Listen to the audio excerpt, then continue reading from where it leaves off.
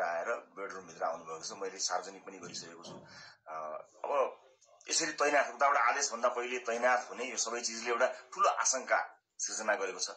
मैले सम्मानित अदालतको आदेशलाई सधैँ मानेकै छु, कानूनलाई मानेकै छु। म पहिला पनि आफै उपस्थित हुन गएको हुँ, अहिले पनि सार्वजनिक गरेकै छु। तर यो राज्य आतंक, यो धरपकड ममाथि के कारणले भइरहेको छ मैले बुझ्न सकेको छैन। भोलिको चितवनको कार्यक्रमलाई निरन्तरता दिनु होला। मलाई लागेको थियो म केही कुरा भन्छु भनेर, तर जुन तरिकाले अहिले यो सामान्य अभ्यासभन्दा पर गएर जबरजस्ती गर्ने कोसिस बिना कागजपत्र छ होला, ल्याउनु पनि हुन्छ होला, ल्याउन सकिने पनि थियो। त्यो लिएर आएर लैजान सकिन्थ्यो, भोलि ल्याउन सकिन्थ्यो, भरे पनि अझै कागज बोकीवरी प्रक्रिया। मेरो लागि कुनै प्रक्रिया पूरा गर्न मानेको छैन। आतंकित बनाएर घरभित्र प्रहरी छिरेको छ। म यसै पनि गिरफ्तारी दिन्छु भनेर बसेकै छु। जे होस्, आम नागरिकले सब चिज हेरिरहेका छन् भन्ने मलाई विश्वास छ। न्यायको लडाई म एक थोपा रगत रहुन्जेल लडिरहन्छु। यहाँले साथ दिनुहुनेछ भन्ने विश्वास मैले लिएको छु।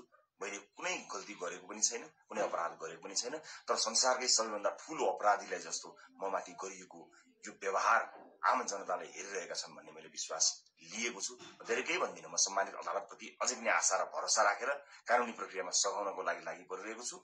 यो दुनियाँका जति पनि न्यायालयका ढोकाहरू छन्, ती सबै ढोका ढकढक्याउँछु आफ्नो न्यायको लागि। र मलाई थाहा छ यहाँहरूले सबै कुराको साक्षी बसेर हेरिरहनु भएको छ होला भन्ने मैले विश्वास लिएको छु। म यति जानकारी मैले दिनु उपयुक्त ठानेर मैले यो भिडियो रेकर्ड गराएको छु। चितवनमा जति पनि मेरा आदरणीय मतदाता आमा बुवा दाजुभाइ दिदीबहिनीहरू हुनुहुन्छ, भोलिको कार्यक्रम नरोक्नु होला। अन्य साथीहरू आउनुहुन्छ, उहाँहरूले कुराकानी गर्नुहुनेछ, निरन्तर चलिरहन्छ।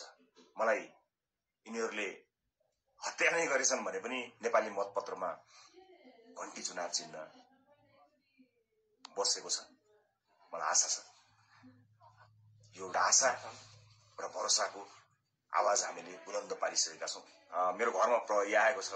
मैले समाचारबाट उच्च अदालतको आदेशबारे थाहा त पाएँ, तर बिना कुनै कागज अहिले यतिखेरसम्म मलाई केही पुर्जी पनि दिएको छैन, कागज पनि दिएको छैन। मेरो घरभित्र आएर बेडरुमभित्र आउनुभएको छ। मैले सार्वजनिक पनि गरिसकेको छु। अब यसरी तैनात उताबाट आदेशभन्दा पहिले तैनात हुने यो सबै चिजले एउटा ठूलो आशंका सृजना गरेको छ।